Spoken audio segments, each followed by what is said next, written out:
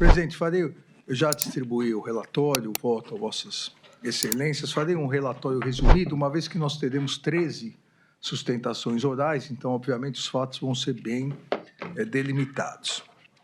Aqui, denúncia em relação, como Vossa Excelência já adiantou, do denominado Núcleo 3, denúncia oferecida pela Procuradoria-Geral da República em face de Bernardo Romão Correia Neto, Cleverson Ney Magalhães, Estevam Caos Teófilo Gaspar de Oliveira, Fabrício Moreira de Bastos, Hélio Ferreira Lima, Márcio Nunes de Rezende Júnior, Nilton Diniz Rodrigues, Rafael Martins de Oliveira, Rodrigo Bezerra de Azevedo, Ronald Ferreira de Araújo Júnior, Sérgio Ricardo Cavalieri de Medeiros e Vladimir Matos Soares, pela prática dos crimes de organização criminosa, tentativa de abolição violenta do Estado Democrático de Direito, golpe de Estado, dano qualificado pela violência e grave ameaça, contra o patrimônio da União em considerável prejuízo para a vítima e deterioração do patrimônio tombado, na forma do artigo 29, concurso de pessoas, e concurso material, artigo 69 do Código Penal.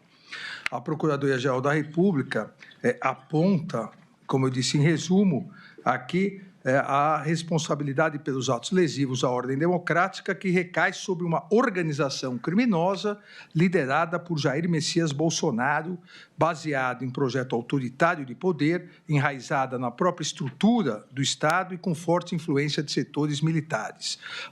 A organização se desenvolveu em ordem hierárquica e com divisão de tarefas preponderantemente entre seus integrantes. Em relação ao Núcleo 3, a denúncia diz que as ações coercitivas foram executadas por membros das Forças de Segurança Pública que se alinharam ao plano antidemocrático. Estevam Caos Teófilo Gaspar de Oliveira, como comandante do Comando de Operações Terrestres, COTER, aceitou coordenar o emprego das forças terrestres conforme as diretrizes do grupo. Hélio Ferreira Lima, Rafael Martins de Oliveira, Rodrigo Bezerra de Azevedo e Vladimir Matos Soares lideraram ações de campo voltadas ao monitoramento e neutralização de autoridades públicas. Os especialistas Bernardo Romão Correia Neto, Cleverson Ney Magalhães, Fabrício Moreira de Barros, Márcio Nunes de Rezende Júnior, Nilton Diniz Rodrigues, Sérgio Ricardo Cavalieri de Medeiros e Ronald Ferreira de Araújo Júnior promoveram ações táticas para convencer e pressionar o alto comando do Exército e ultimar o golpe. A partir daí, a Procuradoria descreve a conduta de cada um e aponta a tipificação inicial. Dei o procedimento normal da Lei 8.038, todos foram devidamente notificados para oferecimento da defesa preliminar. Apresento a Vossas Excelências um resumo das principais teses apresentadas pelas defesas.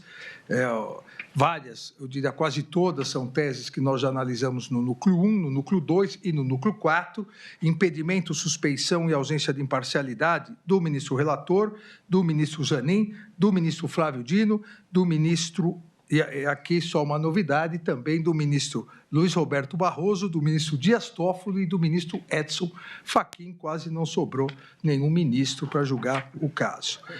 Competência do Supremo Tribunal Federal, incompetência do Supremo, incompetência da primeira turma, nulidade do acordo, várias nulidades, nulidade do acordo de colaboração premiada, firmado entre Polícia Federal e Mauro César Barbosa Cid. A partir daí, cada uma das defesas, no mérito, apresenta a inépcia da inicial e ausência de justa causa, e como antecipei, como teremos 13 sustentações orais, cada um dos denunciados terá a oportunidade de expor detalhadamente os seus argumentos. A Procuradoria-Geral da República se manifestou após as manifestações das defesas, também ponto a ponto, em réplica, afastou e pleiteou o oferecimento da denúncia. Eu pedi pauta a Vossa Excelência no dia 17 de março, nos termos do artigo 234 do Regimento Interno, e Vossa Excelência marcou para hoje. Eu só gostaria de complementar, presidente, que no último dia 16 de maio, eu indeferi um pedido da defesa de Vladimir Matos Soares, que pediu adiamento do julgamento agendado para hoje e para amanhã. Diz a defesa tendo em vista a necessidade de complementar a resposta à denúncia, onde pretende arrolar testemunhas que possam esclarecer os novos fatos apresentados, em virtude de um áudio que a Polícia Federal mandou.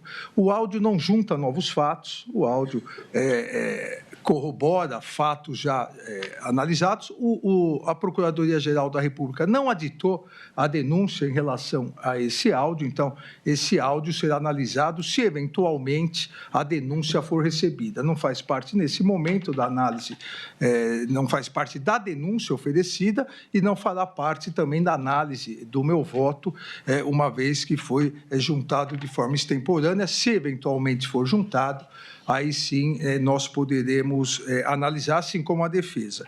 Então, em virtude disso, como frisei na decisão de 16 de maio, indeferir, mantendo hoje a sessão de recebimento ou não da denúncia ao relatório, presidente.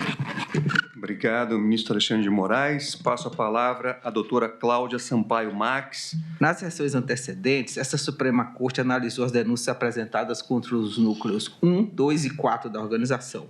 Hoje está em julgamento, como vimos, o núcleo 3.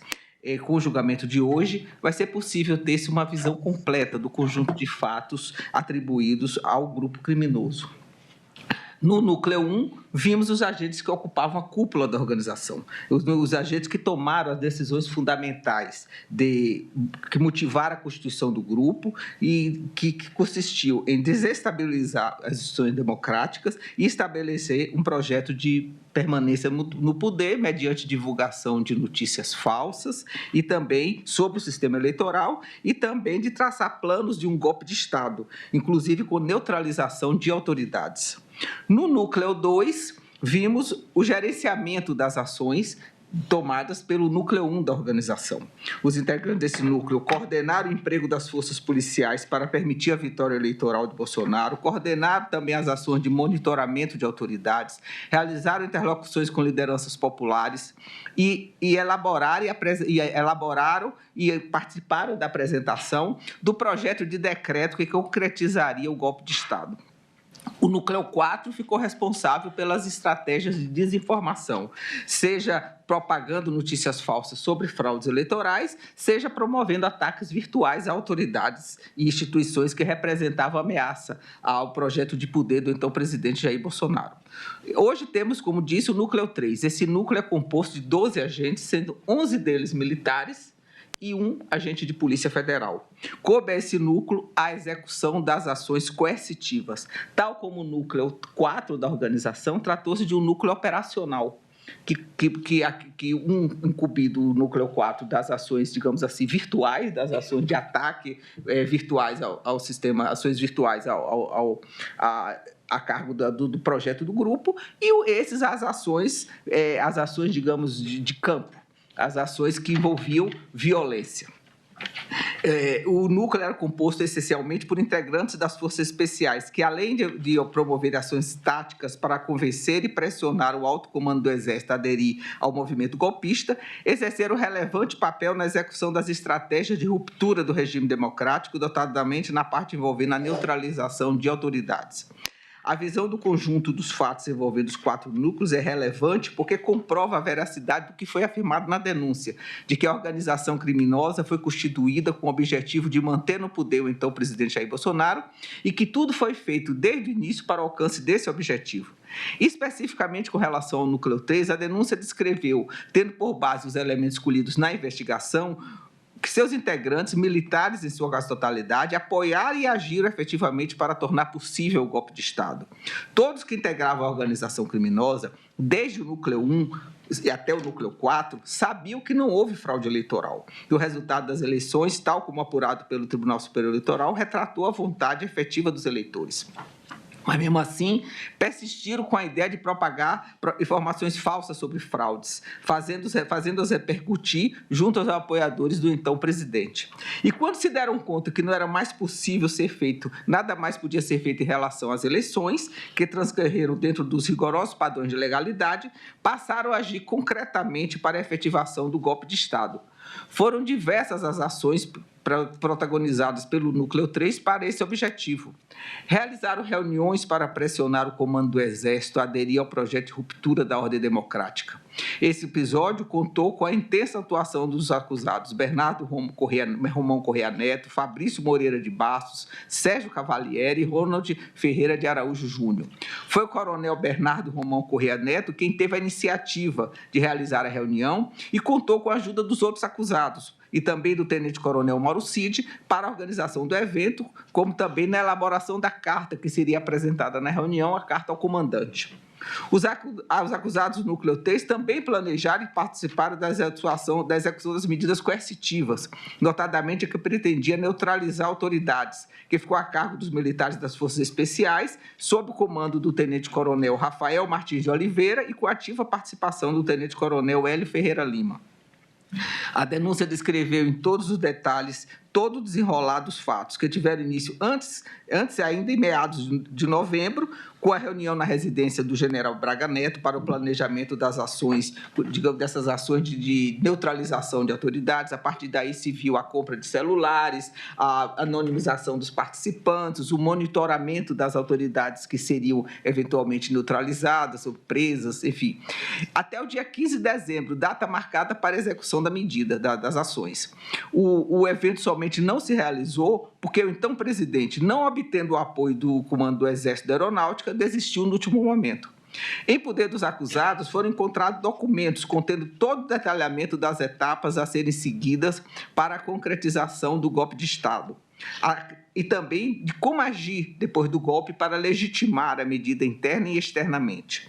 De acordo com a denúncia, as diversas frentes de atuação da organização foram fruto de planejamento prévio, porque antecipavam desde os ataques ao processo eleitoral até a concretização do golpe de Estado, mediante assinatura de decreto presidencial, neutralização de autoridades públicas e controle da narrativa nacional e internacional sobre a ruptura institucional. Tudo foi previsto nos seus mínimos detalhes.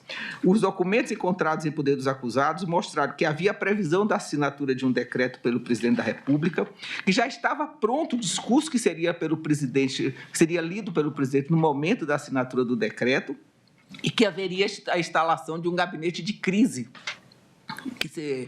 dentro do Gabinete de Segurança Institucional, para a finalidade de assessorar o novo governo do presidente Jair Bolsonaro.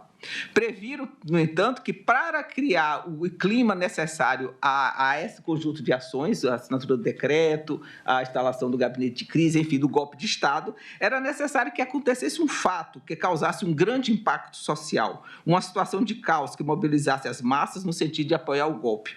A ideia era realizar o sequestro, a prisão e até mesmo a morte de autoridades que desempenhavam papéis relevantes na estrutura do Estado, entre eles o presidente eleito e o seu vice.